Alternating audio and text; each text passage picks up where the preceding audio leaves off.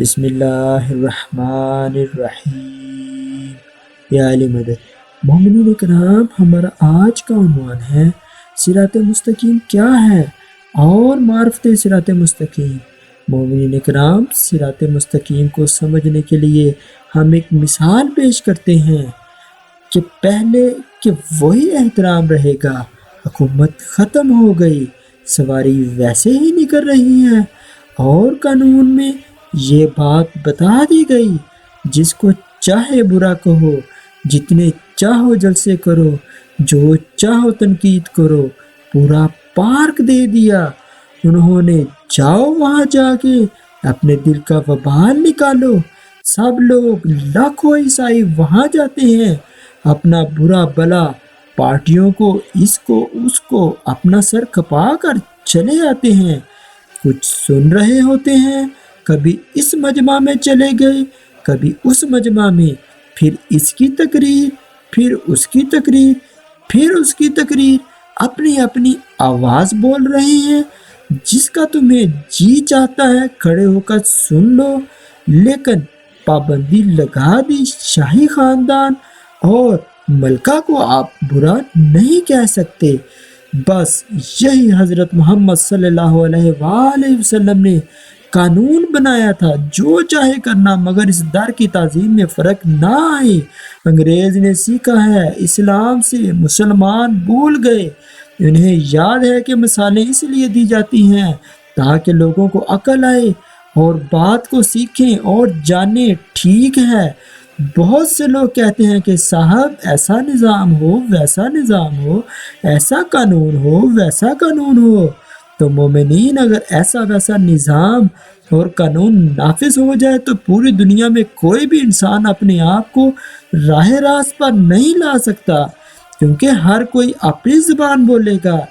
پھر تو مومنین، معاشرہ میں اخلاق سکھانے کے لیے، انسان کو انسان بنانے کے لیے، پھر آپ کو اہل بیت علیہم السلام کی ضرورت پڑے گی۔ یہ ہے مسئلہ۔ معاشرے کو ہمیں یہ بتانا چاہیے کہ نمونہ کون ہے۔ اگر کوئی اور قانون یا شخصیت نمونہ ہوتی تو نبی مرسل صلی اللہ علیہ وآلہ وسلم ان کے بارے میں فرما دیتے کہ میں ان کو چھوڑ کر جا رہا ہوں، کہ ان پر عمل کرو گے تو تم کو صراط مستقیم مل جائے گا۔ ہر حکومت کا ایک مسئلہ ہے، ایک قانون، ہر شعبے کا ایک قانون ہوتا ہے۔ جیسے کہ ٹریفک کا ایک قانون ہے، لال روشنی پر رکنا پڑے گا، سبز روشنی پر چلنا پڑے گا۔ آپ کو اپنے قانون کو دیکھنا پڑے گا، دائیں کیسے چلیں، بائیں کیسے چلیں، بیچ میں کیسے چلیں، رفتار کیا ہو، کہاں پہ کتنی رفتار ہو، 50 کہاں، 70 کہاں، 100 کہاں، کہاں موڑ آ رہا ہے، کہاں درخت آ رہے ہیں، کہاں سکول آ رہا ہے۔ ارے اتنا چھوٹا سا شعبہ اور اتنا بڑا قانون۔ تو جب شاہراہ پر چلنے کے لیے قانون پر عمل کرنا پڑتا ہے تو یہ شاہراہ تو صراط مستقیم ہے۔ تو آپ کی شاہراہ پر لال اور ہری بتی لگی ہوگی اور صراط مستقیم پر حسن حسین علیہ السلام کا علم نہیں ہوگا۔ تو اس لیے ہم حق کو سمجھ سکیں، صراط مستقیم کو سمجھ سکیں، تو اور کوئی قانون یا شخصیت کے بس میں نہیں کہ وہ صراط مستقیم تک پہنچا دے۔ اس لیے دعا کر رہے ہیں کہ دکھا دے صراط مستقیم۔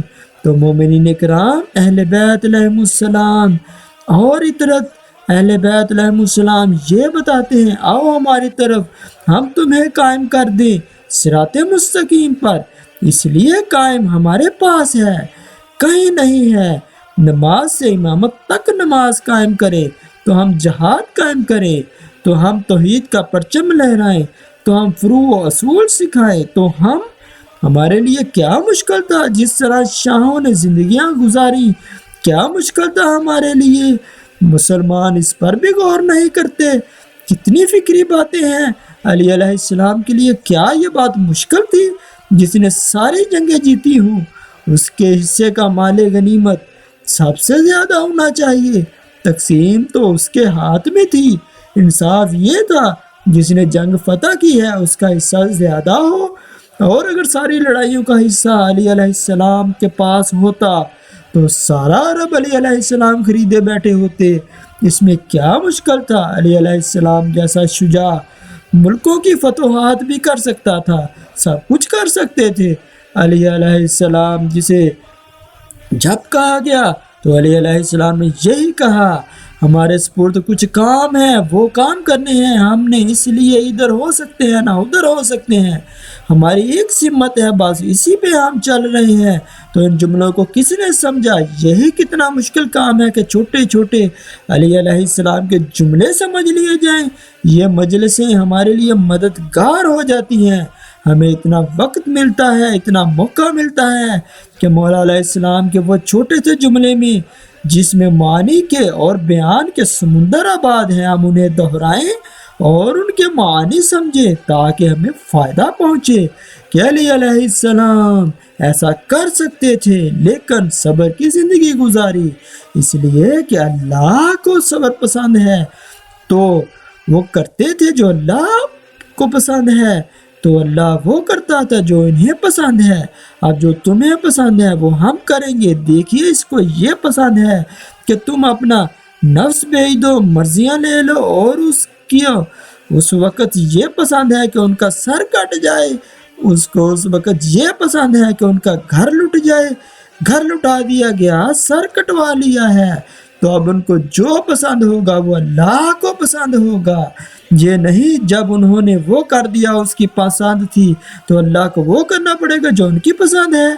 अब अगर हुसैन अलैहिस्सलाम ये कह दें कि बेटा होगा तो होगा, इसलिए उनकी पसंद अब उसकी पसंद है। तुमने कह दिया दे दिया, अब तुम कहते जाओ हम देते जाएंगे। सुभान अल्लाह। तो मोमिनीन, आपने देखा कि हकीकी मार्फत सिरात मुस्तकीम क्या है और सिरात मुस्तकीम कौन हस्तियां हैं। मोमिनीन इकराम, हमारी इस वीडियो को लाइक एंड चैनल को सब्सक्राइब जरूर कीजिएगा।